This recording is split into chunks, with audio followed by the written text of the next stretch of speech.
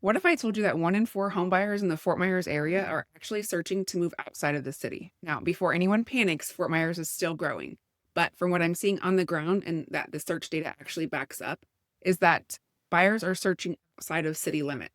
And a lot of online searches, about 20 to 30% of buyers are not searching just within Fort Myers. They are pulling areas like Cape Coral and Estero to give you an idea. Hey, I'm Jessica Gatewood, and today I'm going to talk about the top 5 reasons that people are leaving Fort Myers. More importantly, I'm going to talk about the reasons they are choosing to stay.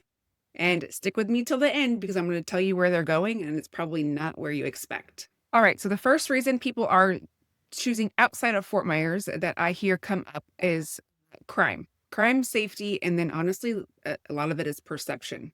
I've lived here for, going to show my age here, 38 years.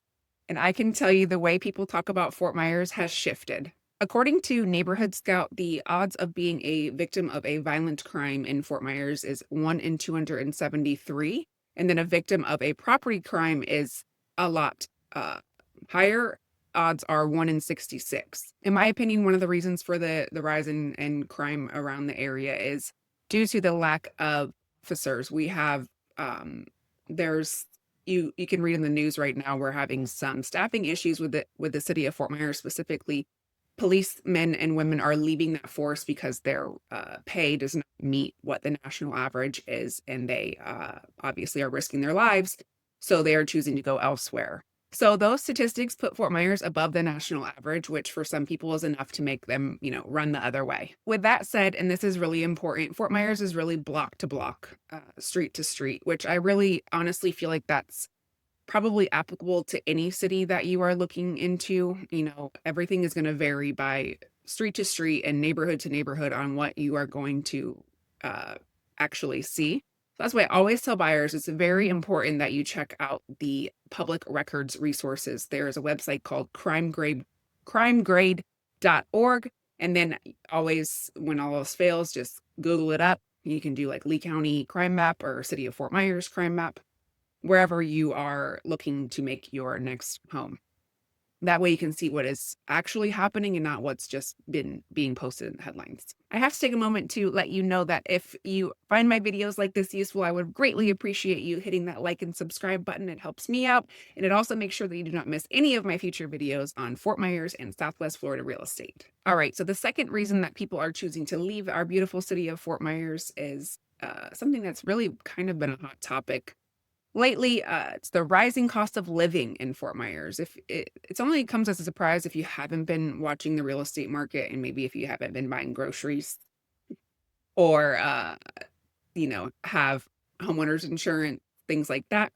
But right now, the median home value in Fort Myers is somewhere between 340,000 and 375,000, which back in 2021, that median list price was 280,000. So that's 100 grand jump in 5 years. So even though the market has softened up a bit, prices are still way up compared to just a few years ago, and the monthly rent is following the same trend. Currently, the median rent is hovering around $1,700 to $1,800 a month, and that really makes things tight for a lot of consumers. That's why affordability looks a lot different today than it did 5 years ago, especially for first-time homebuyers and retirees that are on fixed incomes. All right. Reason number 3 that people are getting the heck out of Dodge is traffic. And if you live here, then you already know. The city of Fort Myers and Cape Coral metro areas have grown immensely in the last few years, and that population growth has put a lot of pressure on our roads, especially the I-75, the Colonial Corridor, and US 41, Del Prado Boulevard, and the Cape. Obviously, depending where you're coming from and where you're trying to get to, your commute times are up from what used to be a 20 to 30-minute commute is now probably 45 minutes to an hour and 10 minutes. And then when you add in season, that throws a lot of fun into the mix. Snowbird season just slows everything down, especially on the popular bridges and then in the retail corridors. I feel like I keep having this conversation lately. I'm out in eastern Lee County, so I'm right near I-75. So all of my commuting is hop on the interstate and then take one of the state roads into town and then, back out to the interstate. So my commutes are honestly pretty easy. It takes me 15, 20 minutes to get from North Fort Myers into downtown Fort Myers. But anytime that I have to go into town, call it, which is like into Cape Coral for something, and go shopping off Del Prado, or into US 41, if I have to go, get an oil change or something like that, I'm like, oh, this is the traffic that everyone's complaining about. It's pretty brutal. I mean, it's brutal for Lee County in Southwest Florida. It's not brutal for anyone who is coming from a major city like even a Tampa or Miami. You guys probably laugh at us, but it is pretty thick, and it does take a lot longer to get from point A to point B if you are in town. So that brings us to reason number 4, and that is the school system. And I can attest to that. I am not a huge fan of our public school system. Like most governmental things, they are more concerned with how they look as a whole than how the individual children are doing. So it's very important that if you have school age children, that this is something that is high on your radar. And I would be happy to discuss any of those, all of the little mini districts within our school district, so our school system now operates where you are assigned a school that is within so many miles of where your home is. So it's really important when you are moving here that you pay attention to the schools that your kids are going to be assigned to. Or, there's obviously charter school options and private school options where you can take them to any. They don't have the public transportation, so you can choose any of those within the county. Lee County Public Schools earned a B rating in the most recent state report, which you think, as concerned as they are about how they look, that would be an A. But, I'm going to stop ranting about that. There's been an improvement, but it's just, as far as the overall is concerned, they do a decent job. They're currently ranked number 34 in the state, which is, again, a solid number, but there are some overcrowding. There's, again, like assignment concerns. So they just reverted back to this proximity school system. We were on a school choice system where you could choose from any schools in the county, but then we have this busing crisis. So now they've reverted it back to you have to choose a school that's within so many miles of your home. So that changes things. So because of that, some families are choosing to look south into Collier County, where they feel the system as a whole is easier to navigate and it's a little more predictable. So the 5th reason that people are choosing not to live within the city of Fort Myers is neighborhood changes and new development.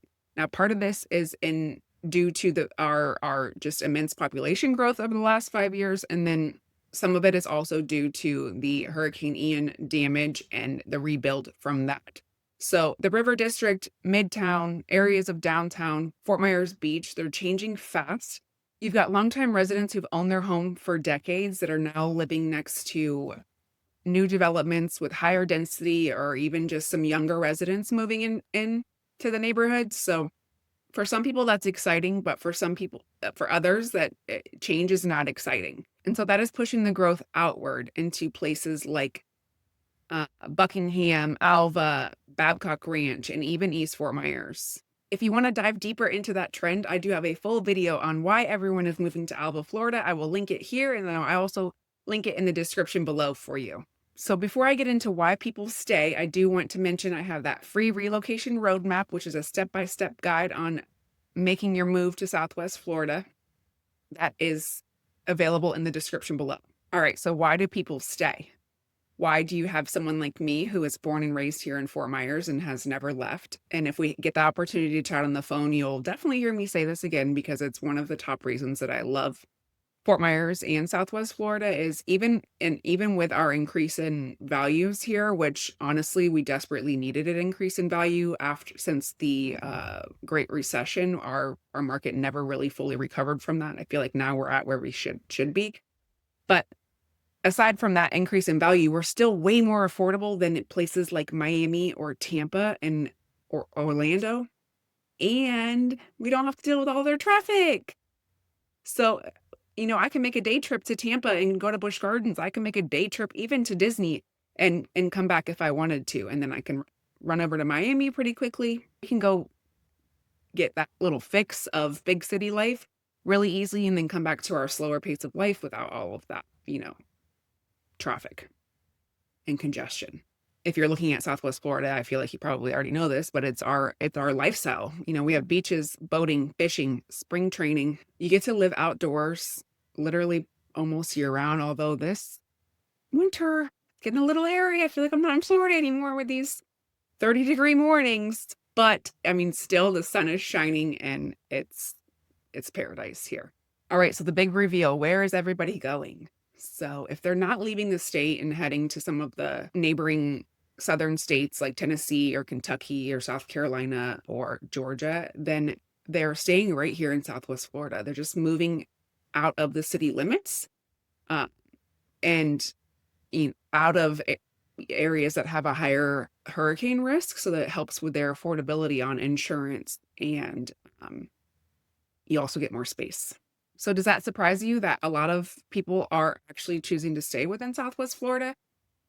Let me know in the comments where you thought everyone was going. And don't forget to hit that little bell down there and subscribe so you don't miss out on any of my next videos.